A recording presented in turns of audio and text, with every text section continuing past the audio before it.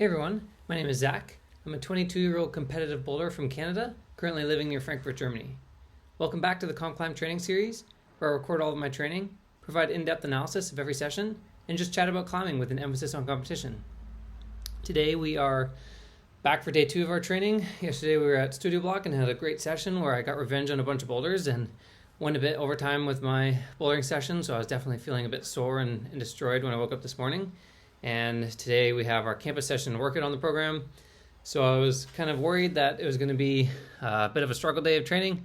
You can see here I also lost a bit of skin from all the bouldering we did yesterday. And when I was trying that campus like double clutch move over and over again, my nails were actually cut a bit short on this day, and I kept smashing my fingers against the hold over and over again. I got like this one fingertip, when you kind of get like a kind of a split below your nail, and when it's a bit short, and I kept smashing it over and over again, kind of almost like what speed climbers get a lot of the time.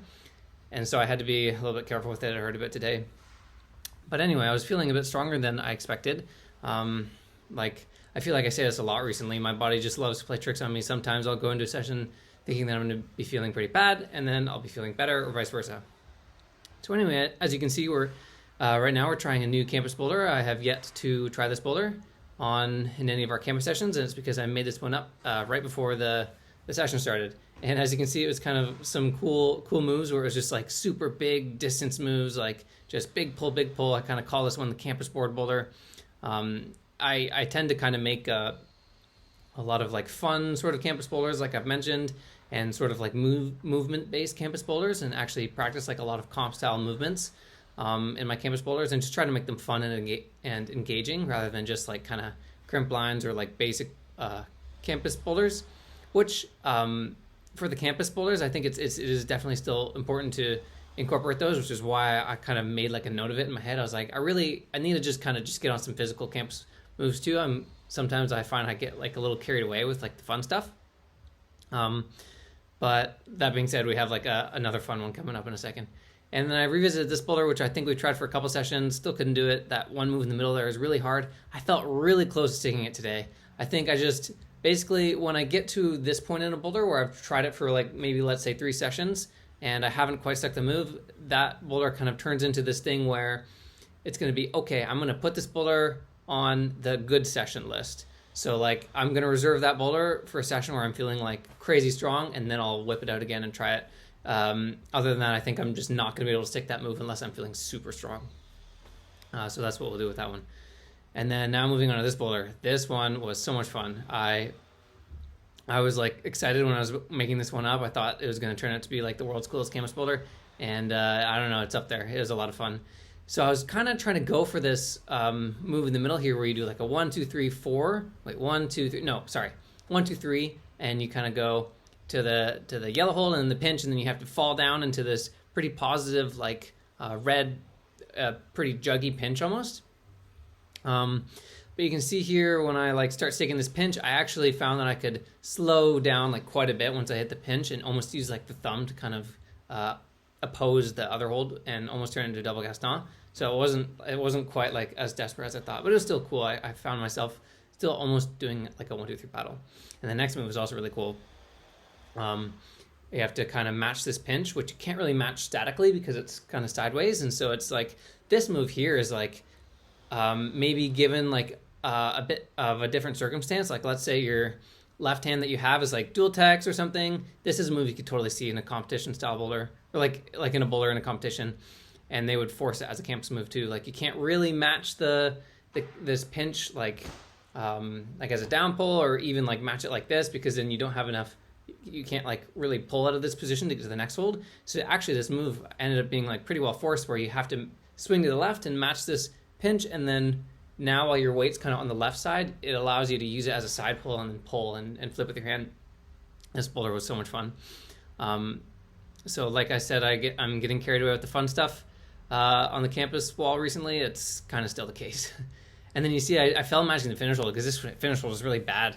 And I tried to like match the top of it. You can see there where it's got like another bit of like a sloper, and that didn't go. So I just tried to do the ending again, and I did the move individually, and it was quite hard. You see, I was like really trying to hold on to that sloper like really precariously, but I couldn't quite I couldn't quite hold like the top of it, so I needed to match it like that. And then I didn't think it was worth it to try it from the ground again, because I kind of already got what I needed from that boulder, and just matching the finish hold, I wasn't going to go try it again.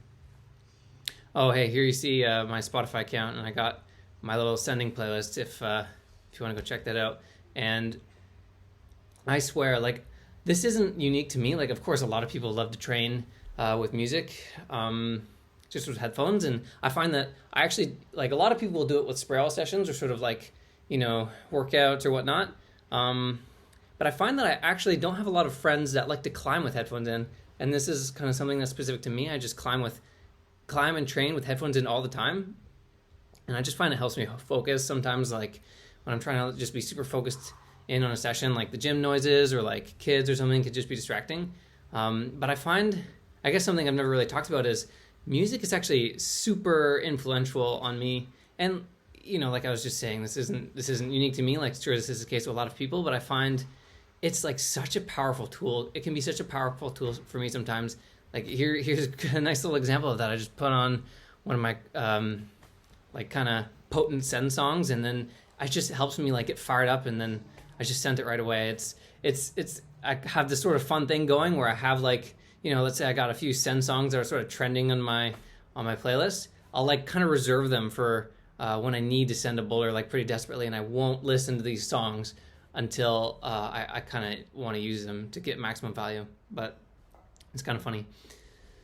And so that wrapped up our campus session, and I want to just take a second actually quickly to talk about our title sponsor for the COMPCLIMB series, which is Climbers Rock. It's Maddie and I's home gym back in Canada, and it's the best climbing facility in the Toronto area, and without their support this video series wouldn't be possible. So you can check them out with the link in the description if you're interested. And so after our campus session, if you watched our episode 2 episodes ago, the sad Zach and the unluckiest day ever, Maddie and I went home to do, well, I was going to do a workout on our rooftop setup that we've had in our apartment since we moved in here. And like we have like this whole weight rack on our apartment, and we got like these plates and a couple barbells, and it wasn't ours. It was like there in the apartment when we got there. But this thing is like ancient. It was always there, and you could tell and we never ever actually saw anybody else up on the roof ever using it, or even using the roof at all. And so we're kind of just figured like somebody probably put this here and then left it and like didn't want it or didn't care about it. But one day, on this day, like a few days ago, we go up to the roof and it's just gone and it's disappeared. And Maddie and I used that thing a bunch. Like we had our own beast maker that we could hang on it and do hangboard there. You know, we did pull-ups, all sorts of like, you know, any sort of squats or bench press and stuff like that. And it's just gone now. And we don't know if like people were complaining that like we were using it, which would be kind of weird because why would it be there in the first place? We never got any complaints. It's kind of funny. Like it just, on that one day where everything was kind of going wrong and we were having all these unlucky things, it kind of concluded with the weight rack on our roof disappearing, which was actually really bad. And it's like, I explained this in the past couple episodes, but a lot of the German gyms, so like I got a little fruit fly bothering me right now. Both studio block locations don't have like sort of weights like kettlebells. Some German gyms do, some don't. And, you know, I get it. Like some gyms don't want weights like kind of crashing around, but in Canada, we're used to having like a full on workout setup in every gym and just weights all the time. So I kind of write my programs with this in mind. And I ended up writing a program where I like was going to do like sort of a strength exercise almost after every climbing session, but I realized that it couldn't work because like these gyms didn't have weights that I could just go easily do an exercise right after. So I ended up having to rewrite my program like I talked about in the last video. And it also wouldn't, because we don't have this rooftop workout set up anymore, I couldn't just go home and do all these exercises sort of together. So Maddie and I on the rest day were kind of like in a situation where we're like, what are we going to do here? And we ended up discovering, well, we didn't discover, we had been actually recommended this gym in the past before, Boulderhaus in Darmstadt. And this place ended up having everything we needed. So it was a lifesaver, especially after losing our whole workout setup on the roof. This gym is a lifesaver, and it's so close to our place, actually. It's even closer than Studio Block and and Boulderwelt, like making the trip from Mannheim to Boulderwelt, or like Boulderwelt, just because like Boulderwelt has everything we need for my workout actually as well, except for like anything to do military press with. But this gym has everything that Boulderwelt has, plus these little sort of barbells that you can see as well that I can actually do my military press with. And so basically this is where we're going to be doing all our workouts, and it's such a lifesaver. Okay. Also, I've kind of forgot to talk about what was happening on screen with our sloper hangs. In those first couple sets that I did, I was like sort of failing them, and it was like a weight that we did on our first time doing these sloper hangs, like when we introduced them a few sessions ago at Boulderwelt. I decided to do the same weight that we did on that session because I ended up having to skip a day when we went home and our weight rack was gone. I couldn't do any of my workout. That I just ended up ditching that workout. And so I tried to do the same weight that I did pretty comfortably at Boulderwelt on that day, and I couldn't do it at all. Like if you notice my first couple of hangs, I was failing. I guess I didn't have a timer up on the screen, so maybe you couldn't tell that I was failing, but I was failing them. And then it was because almost like I just felt slippery, and this is also why I've really just struggled with sloper hangs in the past, and I kind of have ditched them. And I've gone back and forth, like whether or not I actually want to do them, because I've been debating, like, is it really strength based? Is it just friction? Like, is it kind of like lucky with the conditions, like how heavy you're actually able to hang? And I think there is definitely a whole element of friction that you need to optimize for these sloper hangs, but it is definitely strength. And one thing I was realizing today, like after failing those first two hangs, I was like, what do I have to do here? So I, in the middle, like after doing those two hangs, I went way down in the weight, and I was still barely able to do it. I went from like 75 pounds to like 60 pounds, and it was still so hard, and I was barely able to do it. And I was like, what's going on here? And then I remember something that I used to do in the past that I totally forgot about because I haven't done these sloper hangs in a while. And this is something that my buddy Ben has also keeps like sort of preaching to me, and I keep forgetting about it. Especially like because he used to be trying to train on like the 45-degree Beastmaker slopes, and it was like really important for those ones as well. And this actually is going to be my tip of the day. It's going to be a bit different today. Instead of like a climbing movement or something, today's tip of the day is, as if you're training specifically on the Beastmaker, like on any of the slopers, it's actually helpful to have a small amount of sweat on your hands. And as soon as I remembered that, I was like, oh, that's right. With these slopers, I'm supposed to have a little bit of sweat, and that actually helps you stick better. I have no idea why this is the case, but I feel it, and it is just like a light bulb. It is just so like night and day. It helps so much. And so what I do is I apply like a thin layer of chalk, and instead of like doing my usual like full on like sort of chalk up routine, and I got pretty sweaty skin too, so I like chalk my hands up pretty in depth, which you probably noticed by now, honestly, like watching me chalk up all these times.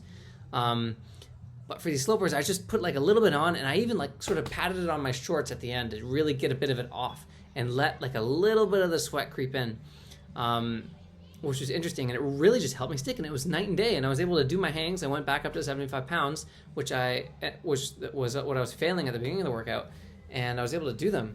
And so this is like super helpful. And now that I have like feel how secure that sort of technique feels, and it works really well, gives me a bit more confidence being able to train these slopers and knowing that it can be a bit more consistent. And now I felt like in those hangs, I could feel the difficulty in like my forearms and my wrists straining a bit rather than just like slipping off. So I can use this technique going forward and actually be able to train these slopers, which is going to be helpful. I'm like inspired to train my sloping strength, like I've been talking about recently. So that wrapped up today's workout.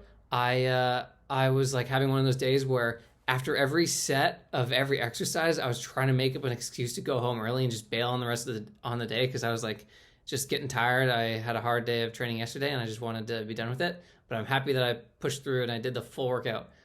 It's been like a few days since we've done a full workout because my training's been kind of messy recently with trying to like do this thing with one exercise on each session, and then it got messed up. Like I ended up skipping a couple, and then we had our weight rack stolen and it got messed up, and like all these things. And so now it was nice to just bust out a nice clean workout. And our program is also like super solid now. There's no more opportunities for these sort of hiccups to come into play. Like we're just going to have some nice clean training going forward. And one last quick thing to mention as well is obviously we were just training at Boulderhaus Darmstadt here. We've been recommended this gym a few times, and it was definitely pretty cool looking. Me and Maddie kind of went and scoped it on a rest day, and it was like we were like really pleased with what it looked like. It's really big, and like I also said, it has everything we need for the workout, which is so epic. And so what I'll do is we'll definitely come here for a boulder session in like the next week or so. And I'll kind of like highlight the gym a bit more in depth. I was kind of just getting some shots of my workout, but I'll give like a better tour of this gym. And it's like the closest gym in to where we're living, like where our apartment is. So it's going to be super convenient. Well, yeah, that wrapped up the training day. And tomorrow's a rest day. And then we're back to it with, I think, a couple spray oil sessions at Boulderwelt. So tune in.